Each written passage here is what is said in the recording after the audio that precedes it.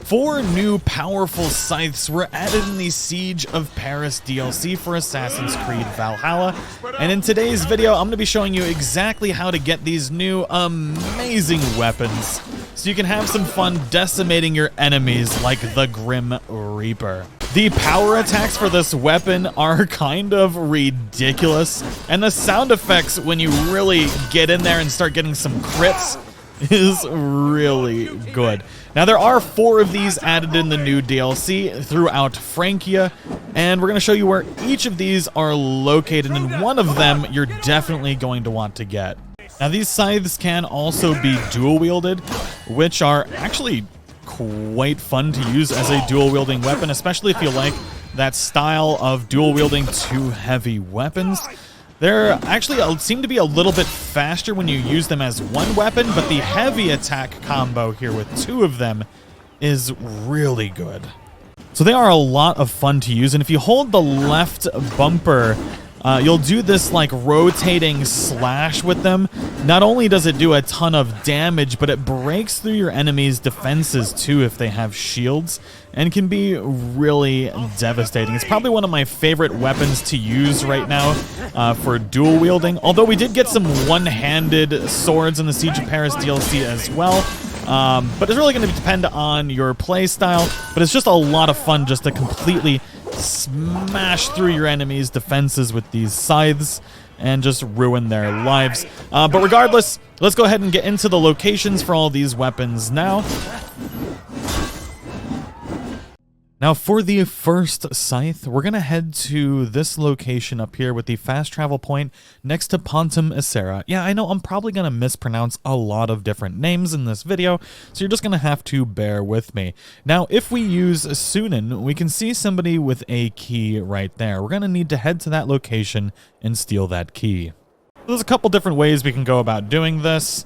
We can try and sneak in, or we can try and assassinate it and just get the kill or the key automatically from the kill, or you can try and sneak in and steal it.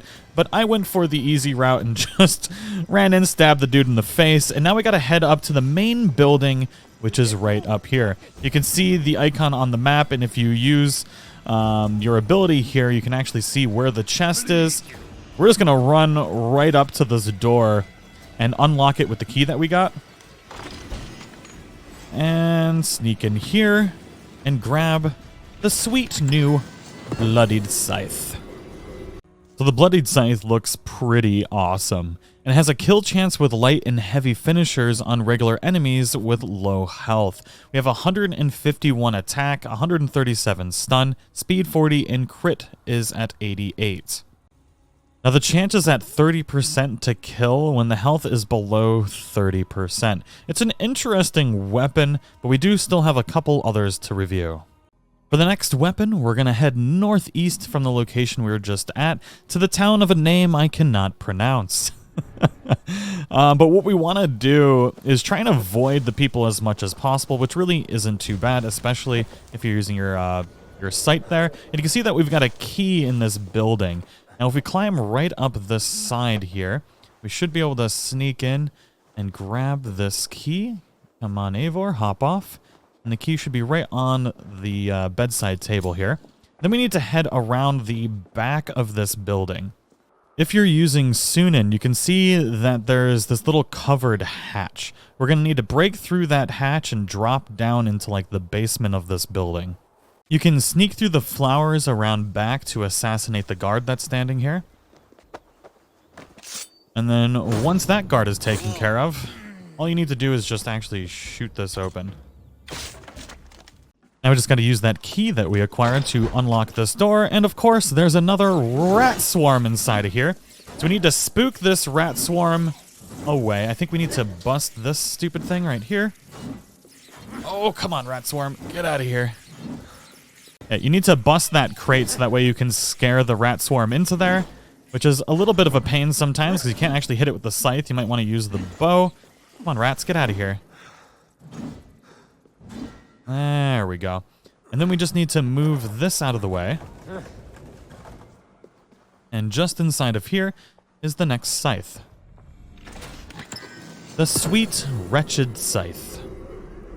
The Wretched Scythe is probably one of my favorite scythes. It does have 134 attack, which puts it lower than the other ones, but it has a speed of 44, stun of 146, critical chance of 91, and then its bonus here is increased critical chance after a successful blade hit. The duration is 3.5 seconds, and it adds a plus 40 critical chance, which is pretty darn amazing.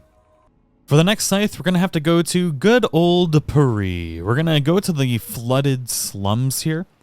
And you're going to see a big old church with this blown out roof. But what we need to actually go to is the smaller one just behind it. Now, once we're here, we can go up to this little building. And there's going to be water here. And what we need to do is just dive under and swim through all of this. Just keep swimming down. You can loot some stuff along the way if you so desire. But there's nothing too crazy unless you're like really needing some money. But there should be some stairs here at the end where we can finally pop up. Now there's going to be some rats and stuff through here, but you don't really need to do anything with the rats. You should be able to just kind of run your way through them or slice them away if you need to. But essentially we just need to kind of get through here and then slide through this right here. We got another rat swarm, but what we need to loot is this good old chest right here for the Scythe of Tribulation. The Scythe of Tribulation looks pretty cool. It's got 143 attack, speed of 40, stun 143, and crit chance of 90. And its bonuses: set your weapon on fire after a successful light or heavy finisher hit, and the duration is for 10 seconds. So if you're running a fire build, this one will definitely be for you. Now the final scythe is the Scythe of the Revolt. You'll actually get this during like your first mission in Francia, and it's going to be really easy to find. It's during one of the assassination missions, and it's almost impossible to miss. It's literally going to be up on the wall for you to grab after you unlock the room with the key that you get from the assassination.